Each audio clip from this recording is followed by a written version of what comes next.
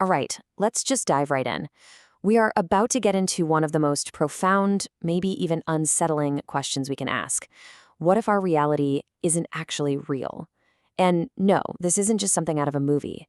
It's a serious idea with deep roots in both ancient philosophy and cutting-edge physics.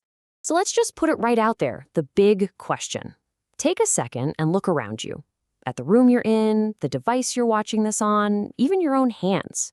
How can you be absolutely 100% certain that any of it is fundamentally real and not just an incredibly sophisticated program? And that's the core idea we're exploring.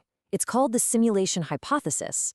The theory suggests that everything we see, feel, and know, from the farthest star down to our own consciousness, is all part of an elaborate, high-fidelity simulation. We could literally be characters in a cosmic computer game run by a civilization we can't even begin to imagine. Now, what's really fascinating is that while the whole computer part of this is new, the basic doubt about our reality, that's been with us for a very, very long time.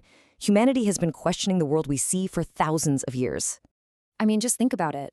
More than 2,000 years ago, Plato gave us the allegory of the cave, imagining us as prisoners who mistake shadows for the real world. In Hinduism, the ancient concept of Maya suggests that our material world is a kind of cosmic illusion.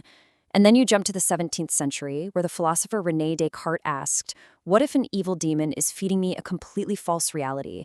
These brilliant minds were really laying the philosophical foundation for the exact hypothesis we're talking about today. So, how did this ancient philosophical question get a high-tech upgrade? Well, the idea got a huge boost in 2003 from a philosopher named Nick Bostrom. He took it from a cool thought experiment and turned it into a pretty startling argument, one based on logic and probability. Bostrom came up with what's called a trilemma. He argues that one of these three statements has to be true. Okay, first, civilizations like us almost always go extinct before they become powerful enough to run ancestor simulations. Or second, they do survive and become super advanced, but they have absolutely zero interest in running simulations of their past. Or, and this is the big one, if the first two options are false, then we are almost certainly living in a simulation. So here's why that's so mind-bending.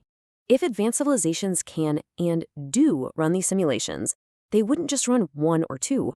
They'd probably run thousands, maybe billions of them. And that would mean the number of simulated worlds would vastly, vastly outnumber the one single base reality. And if that's the case, simple odds say it's way more likely that we're in one of the countless simulations, not the one and only original. This is where the idea gets really compelling for a lot of people. The theory's proponents say, hey, if our universe is a program, then the laws of physics might actually contain clues. Like we could find hints of the underlying code that runs our reality. Let's look at a few of these potential clues. For instance, physicists have found that at the smallest possible scale, the Planck scale, reality isn't smooth. It seems to be pixelated. Could that just be the simulation's maximum resolution? Then there's the speed of light. It's the ultimate speed limit in our universe, right?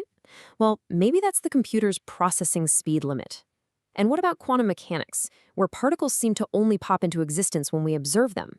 Is that a clever shortcut to save computing power, only rendering reality when someone's actually looking? And then you've got the fine-tuning problem. The fundamental numbers that run our universe, like the strength of gravity, are so perfectly dialed in that if they were off by even a tiny fraction, life couldn't exist. To a simulation theorist, that's no coincidence. It looks an awful lot like a programmer carefully setting the starting parameters to make sure the program runs just right. Okay, but not everyone is convinced, not by a long shot. There are some really strong counter-arguments, and a lot of scientists feel like this hypothesis just creates more problems than it solves. So let's look at the case for our reality being the real deal. Probably the biggest challenge comes from a principle called Occam's razor, which basically says the simplest explanation is usually the best one. The simulation hypothesis requires us to assume this whole other layer of reality, with advanced simulators we can't test for and giant computers we can't see. Standard physics, while it's incredibly complex, doesn't need all those extra unproven assumptions. And there are other big hurdles too. That fine-tuning thing? It could be explained by the anthropic principle. Of course the universe is perfect for us, because if it wasn't, we wouldn't be here to notice.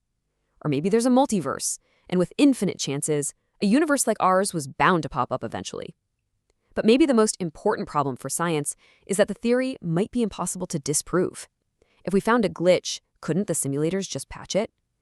And a theory that can't be proven false isn't really science.